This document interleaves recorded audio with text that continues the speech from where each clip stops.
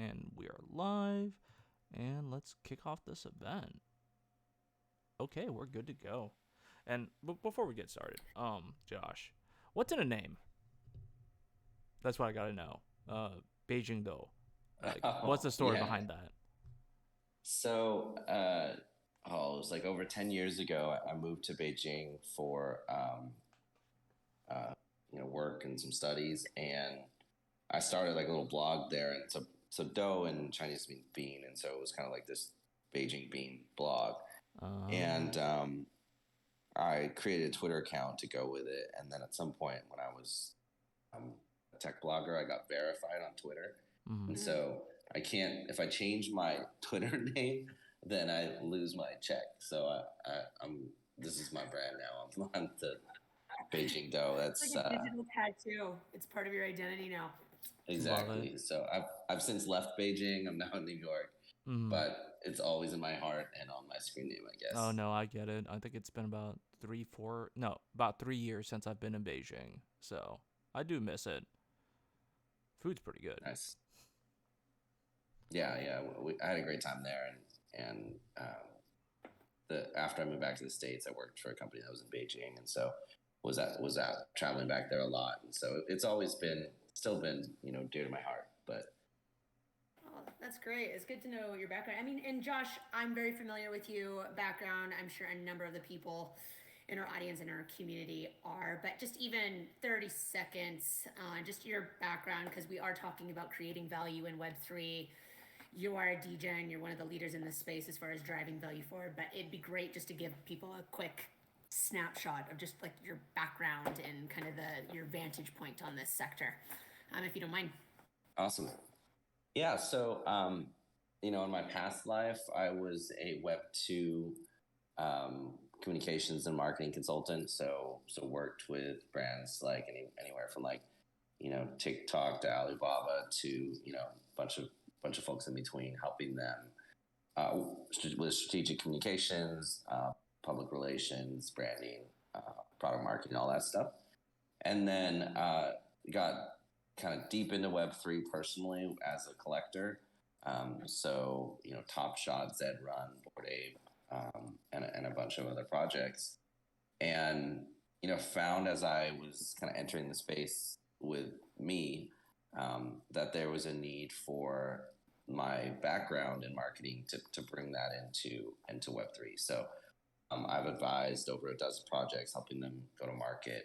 You might know some of them like Jenkins the Valet, Smilesverse, uh, BYOP, working with Cryptoys and Non-Fungible Films and a few others, and now Our Planet. So yeah, from that, I think have a unique vantage point where just I've had in a year and a half, 2 years, the unique opportunity to really kind of accelerate my experience in Web3 and work with some really incredible teams to think about how to create value in Web3 and how to enter the space. And so that's been my experience. I took that. I ended up kind of taking my old firm and spinning it off into a Web3 venture. So it's called Boardroom Ventures. We do strategy, marketing, and investing in Web3.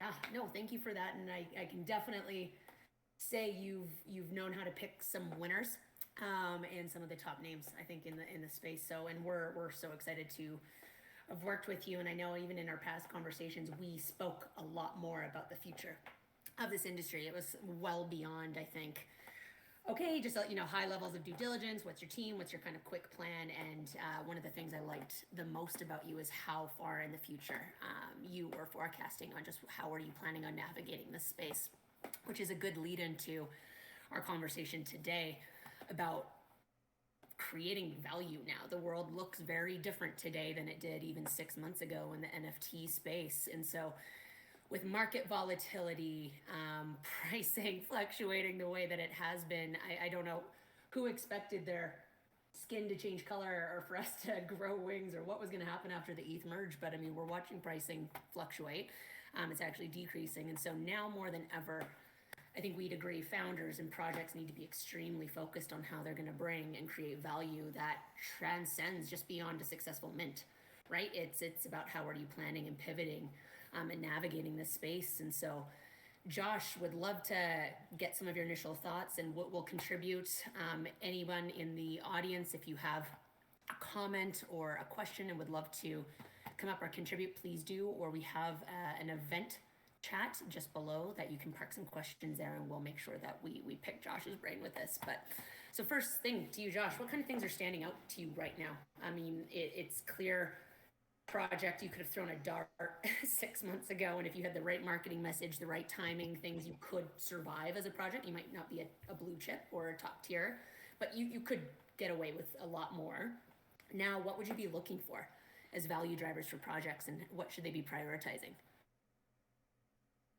Yeah, I mean, I think we're really seeing in this time, that differentiation between the teams that are really here to build and are committed and know what they're doing, and then some teams who maybe we're just kind of like, yeah, well, let's just make it up as we go. And so I think there's definitely a split there. But I like that we're talking about value, because at the end of the day, like, there's like floor prices and all the market caps and all that stuff. But I think really what we want to boil that down is making sure that value is being created. And I think as a marketer, like, oftentimes, like, we can think about that from a psychological perspective, which is like perceived value for your customers, for your holders, for your community, for your brand, right? And so at the end of the day, it's like, what do people value? And really, that's a question of, maybe like a broader question for projects, like, what do people want? And one of the things that I say when, a lot of us, some of us got into the space for the art, some of it got in for the money, both for valid reasons. Some of it got in it for the community. Often I, talk about, like, kind of, maybe it's like, come for the money, stay for the community, come for the art, stay for the community, hopefully. But I actually, when we talk about utility, which is a word that I think can get really, like, charged, I actually argue that, like, I mean, utility really is usefulness, to just kind of be redundant here. But art is useful because, like, great art that makes me feel something, that helps me reflect on kind of my place in the world, or something of beauty, or someone else's experience that I can connect with, like, that is extremely useful to us. And in some ways, it's such an essential part of being human, and it's such an essential part of being alive. And so, yeah, I mean, I think we need to just continue to look at projects and think about what are the things that are useful, that match our values, that create kind of new things that we want and desire, that meet our needs and our wants, right? So as far as what's standing out, I think part of that is because of a drying up of liquidity in the market. I think a lot more projects, instead of having to do their initial fundraise, I think customers are just more discerning right now, where they're saying, like, I'm not going to let you just raise all your money off of me. Like, either, kind of build something and bring it, do something like the free mint model, do a hybrid model where there's some fundraising, and then also, some that maybe we see projects that will fundraise for their team, but then all the NFT sales will go back into the community. So there's a commitment to say, like, hey, we're not paying ourselves out and buying Tesla. We are dedicating these funds to the building of the roadmap of the project. So there's more of that in this these last few months, I think, than last year, where a lot of times people would be like, I've got an idea, let me just kind of throw a mock-up and then see what kind of funding's out there, and then we're going to build it together, which was a fun model, but doesn't necessarily work at scale, and it doesn't work in this market.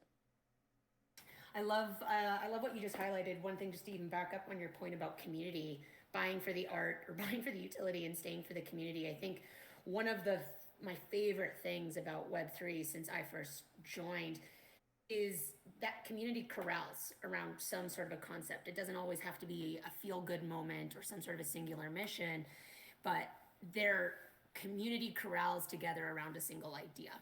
or at least just what can we make this brand, what can we make this vision, what can we make this token do out there. And then it's that collective ideal, that collective mantra that I think helps guide, as long as the founders and the project teams are listening.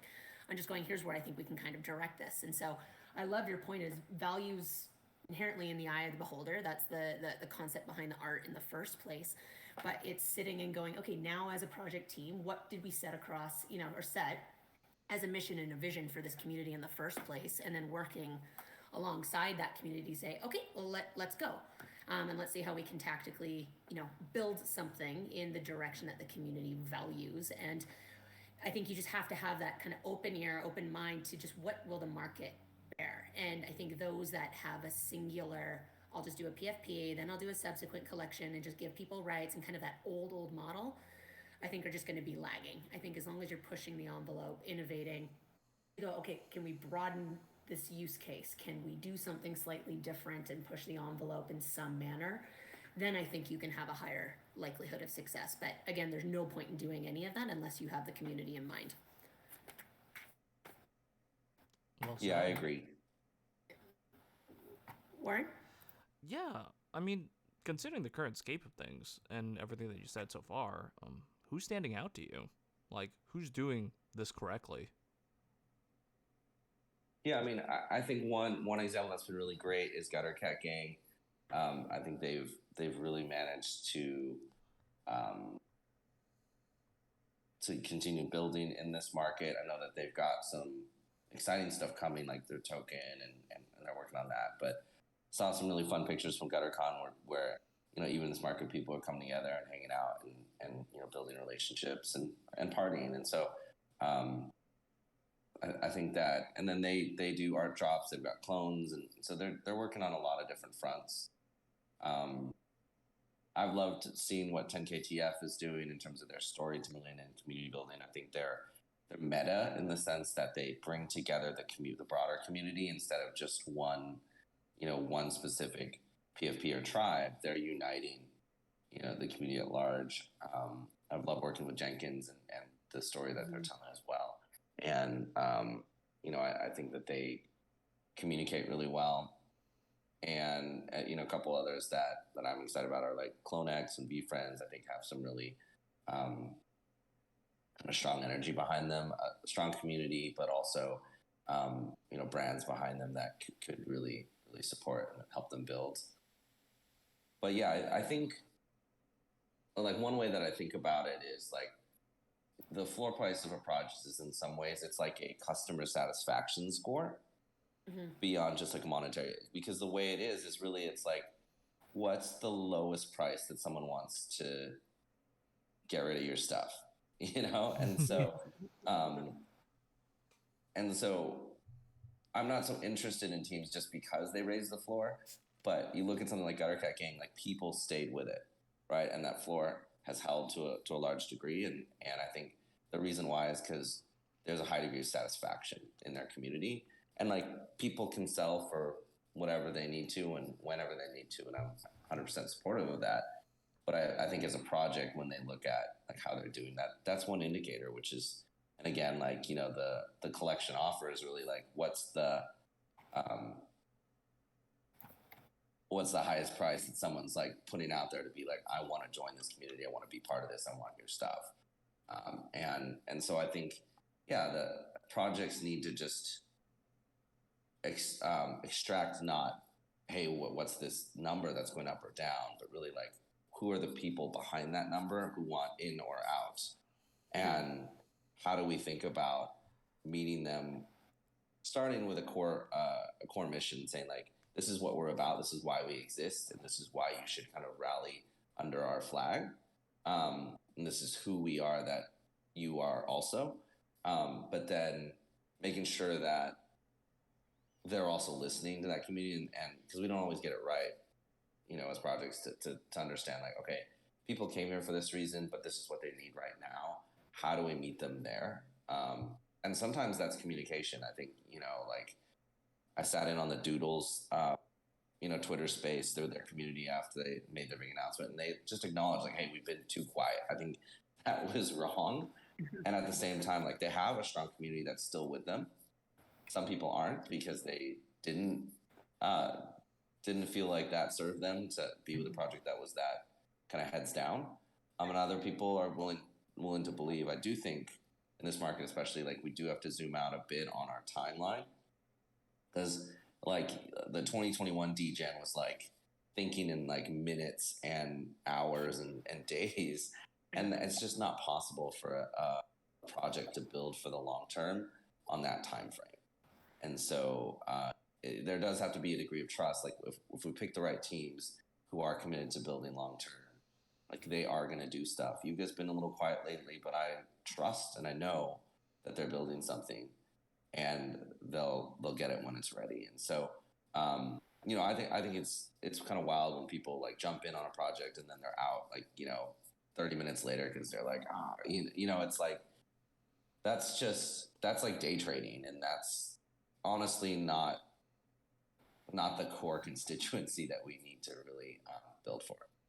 Yeah, couldn't agree more. I mean, the day trading, fine, some percentage of your project that's going to happen. It's inherent, but I think, yeah, trying to find those kind of sticky community members that know and understand, enough about your project and what you're trying to do that it can bear the longevity. A little bit of those quiet periods while you're working on it.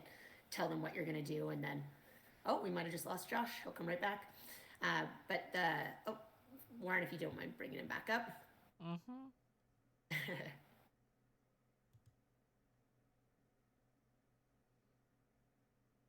There he is. Hey, Josh, lost you there for a second. Josh, are you able to hear us?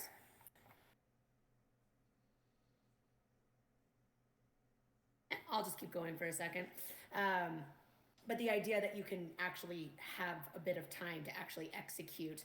I was not a big fan of the doodles. I'm not a doodles holder right now, but a member of the community was following just how quiet everything was for a period of time. And even with Yuga, I do kind of like that some of these really big and established brands are taking their time.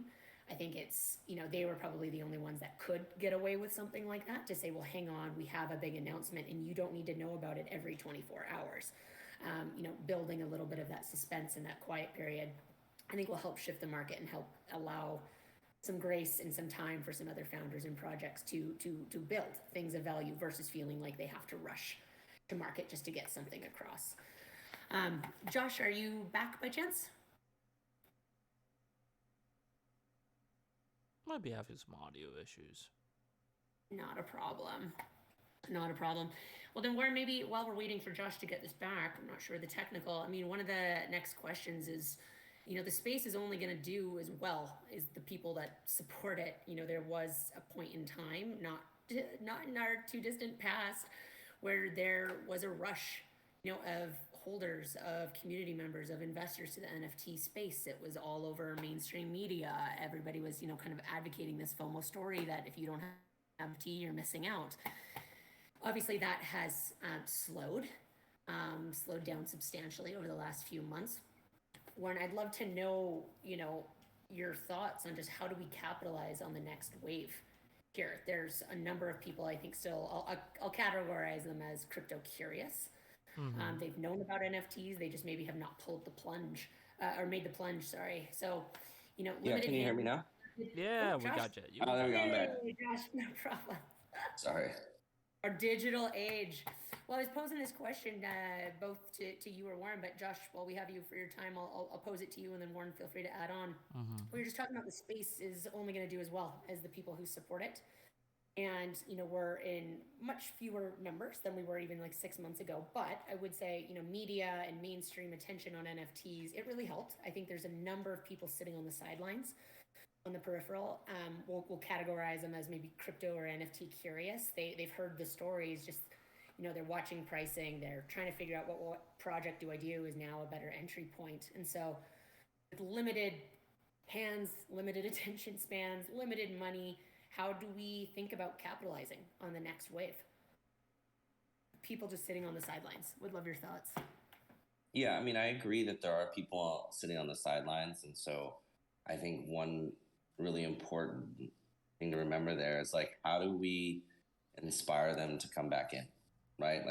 Like they're waiting, and some of them probably have few $100s of discretionary income that they could think about deploying. It's really about moving them, to find something that they want, that they're gonna activate on. And if they're sitting on the sidelines, like they were here and they were interested, things are, challenging and risky right now. And so I think that's a good place to start, which is like people who are kind of on the fence or kind of back out on outside the rink. Like, how do we help them to be welcomed back in with something that they're excited about, that adds value for them and to them. And then I think broader, like I think we just needed to continue to be mindful of onboarding the next thousands, 10,000s, 100,000, millions, right? Like, how do we think about bringing new people into this space? And I guess, like, to define a little broader is like, the reason why is like, I think it's so important for us to have things that we can own in the digital world, because we're getting more digital, and I would rather own than rent or borrow or whatever it is. And so right now, that's what NFTs are: the ability to create these digital things that you can, own and track and share and trade.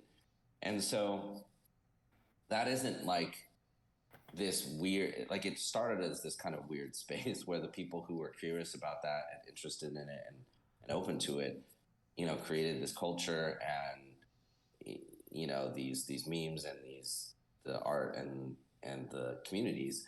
But I think broader than that, like, what's at stake is, as we look at the world going more digital, do people in general want a decentralized option for how we have and share digital goods? And I think in that regard, like, it is so much bigger than PFPs. It is so much bigger than, like, this versus that. Like, you can do so much with the technology, and that to me is I'm still so excited about. And you can do so much with a community of people that come together,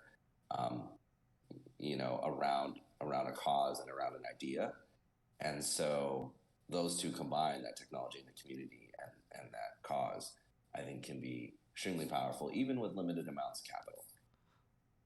Can Yeah, you press in I a love little that. And I bit mean, on that? oh, sorry, go ahead. No, I was just wondering. You said this thing that kind of caught my ear a little bit. You said like beyond the PFPs, because we know that's like the face of like quite nearly every project, very close to it, right? But I mean, this is obviously talking about utility, but we hear utility on the day in the out with like every single project. Like, what's a founding principle that goes beyond that? Like, how do we actually make utility that people care about? Yeah, I mean, I guess the way that I think about it is, in our current reality, we operate across multiple dimensions, and that's real life. Sometimes we do some AR, so we augment our reality with a kind of hybrid digital. We move into Web 1 and Web 2. So, the World Wide Web and then the social web. And then we move into Web 3. So NFTs, eventually the metaverse. And I think when we, as a project, want to consider kind of how we create value, we want to think about how do we engage with people across all of those different dimensions, right? And that might be physical goods, it might be IRL events, it might be AR experiences, and it may be kind of new NFTs, and it may be, hopefully, NFTs that have real world impact, right? Like, that's one of the reasons why I'm excited about working with Our Planet, is the ability to cross between, hey, there's something that exists in the digital world or a parallel world like Our Planet, and then there's something that exists in the physical world that also connects back. So when I think about PFPs, for me, it's like this space of digital identity, and I think I'm quite bullish on PFPs, because in some ways, like, the profile pic is the real estate of Web 2, right? Like, when people are scrolling the timeline, it's that pic that they see of you every day and every time you're sharing or engaging. And so it makes sense to me that was the battleground that this last wave of NFTs like really kind of took over, because we were building digital identity into the metaverse, and it's persistent digital identity, right? Because someone shared with me there's 100 people that use my ape, over 100 people that use my ape on Twitter, and yeah, there's only one of me and my ape character, Memory Prime, right? And so like, I can prove that, you know, with a hexagon. I can prove it, you know, on the blockchain, and I can begin to build a brand, a reputation, a story, you know, a community around that. So you know, I think it starts with PFPs to a certain extent because we wanted to explore that question of digital identity and how it interoperates into the metaverse.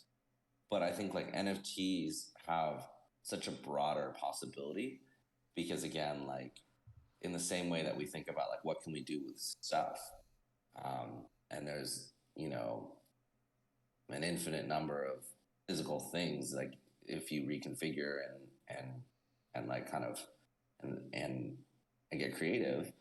But in the same way, there's also kind of limitless things that we can do with digital. I do think we have to ask ourselves with like a token, what are the benefits and what are the disadvantages, right? And I think we have to. There are things that we can do better through a digital good than we can through a physical, and there are things that we have limitations, like, you know, the tangibility and, you know, some kind of physical experience. So I think we just need to be kind of thoughtful across all those different layers of reality. What are the things that people want? What are they going to use? And how do we, you know, based on who we are as a brand, create those things for our community? Well said. Well said. I mean, I think I also agree with your standpoint on it that Web3 has to be kind of an all-encompassing model, not just like a alternative to Web2. It's like we do need to rise to the occasion here, you know? Yeah, and I think the way that I view like Web 1, Web 2, and Web 3 is like they all started with a kind of idealism. Like the Web 1, I mean, I'm old enough to have been around when it was like starting to come out.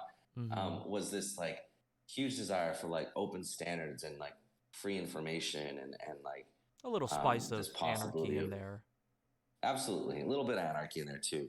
And even in Web 2, like there was this excitement around connecting people, and it was powerful. I remember I was one of the kind of test users in Facebook, and we were like connecting with people in our classes digitally, and then like chatting and hanging out. Like it was super fun.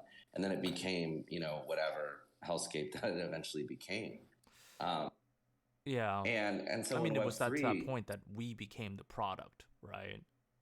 absolutely, yeah, there was a brokenness to the model that eventually kind of degraded the experience, because they were selling us, and so the hope in Web3 is like with decentralization, like can we reclaim some of the beauty and the promises of this, you know, cyberspace, the free information, can the human connection from Web 2, and then in Web 3, like how do we think about that with digital ownership? So I think my thesis that is that like to a certain extent like Web 3 or decentralization like exists and emerged to serve the marginalized, because if like regular money was working for you, you didn't need digital money, right? And if like the status quo was working for you, you didn't need to decentralize because you probably already had a piece of that centralized power. And so it's revolutionary in that regard, because with decentralization, hopefully we give that power back to people to a certain extent, and then brands still need to kind of collaborate and work together in that. But that's what makes Web3 Web3, and so that's my hope. Like it's the opposite of entropy, which is like power kind of naturally centralizes if you don't have intentionality to it. And so how do we put the rails and the safeguards to say we think that a partially decentralized world is a better world than the opposite?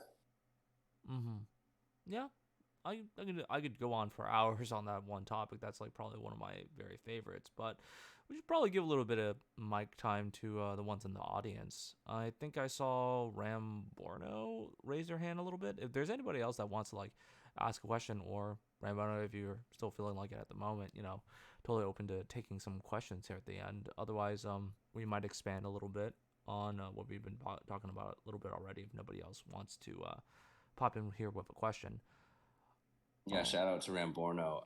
So funny story. I was in Phoenix over the weekend for a family wedding, Mm-hmm. and I hopped in a Twitter space with Ramborno and some other folks, and they were in the neighborhood, so they came and picked me up and took me out to coffee, and it was just one of those funny Web3 moments where you're on the internet and then you realize you're also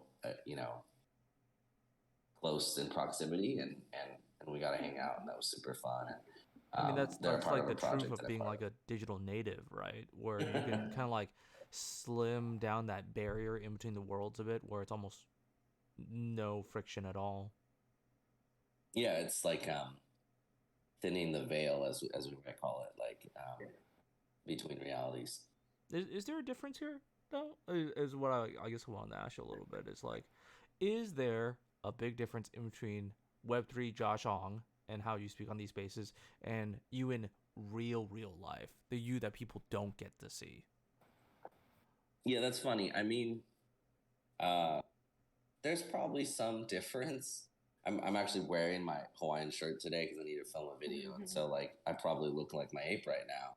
Mm-hmm. And so there is definitely like a convergence there where um, I, uh, like the ape becomes like me and I become like the ape. But I think like maybe big to to talk about that more broadly. I think like one of the reasons why I fell so kind of deeply for and into Web3 was what I believed was when we were building communities, when we put our true selves in, like we found in Web3 that we could, if you find the right community, that we could be accepted and received and welcomed, and that people have incredible value and potential, and so when we start to take each other and kind of like collaborate and connect, that's value creation, because like what can you do, like to butcher a quote, it's like never underestimate the the power that like a small group of people has to change the world, which is again like a terrible retelling of is a Margaret Atwood's quote, but like a handful of people throughout history, coming together for a cause, something like abolition or something like democracy, like have changed the world. And the reality is like in Web3, we have the critical mass needed to effect real change. We just have to work together, and we have to be who we need to be, which is ourselves.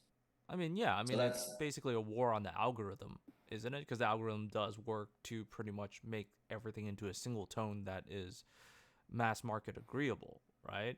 But in Web3, what I have seen with both art, communities, individual voices is that it's able to amplify the marginal ones. yeah, I love that. I mean, I think that every algorithm's different, but I think that for maybe the Web2 giants, like they were incentivized to actually kind of fuzz out or penalize differentiation and uniqueness. And hopefully we can build a space where we celebrate what makes us us and unique in that way. Well That's said. beautifully said. Yeah, beautifully said, Josh. And I think unless there's any other comments or questions from the audience, or if you're nonverbal, please type any questions, comments in the event chat. But I really like that as an endpoint and a positive comment to end the space. Just that collective ideal that I think all of us are here, whether you were early, whether you came in just recently in the thick of this crypto winter.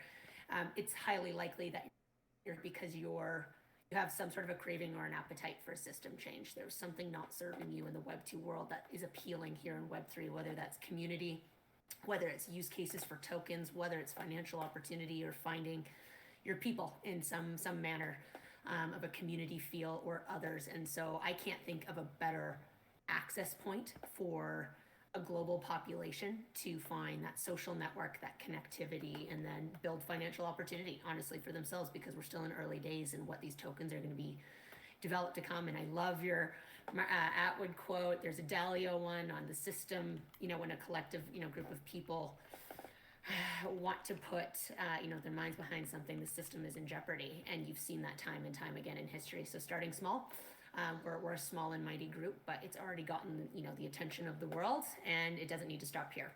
So really love that, Josh. Thank you. I think just coming up to just a little bit over time, would love to wrap this up. And Josh, again, we are so thankful to have you as a partner at Our Planet. Love the visions that you have for this as an asset class over the next decade, and a sector that, people need to take seriously. And so thank you again for your time this morning. Yeah, thanks for having me. Yeah, great chatting with you. Cheers. Okay. Thank you all.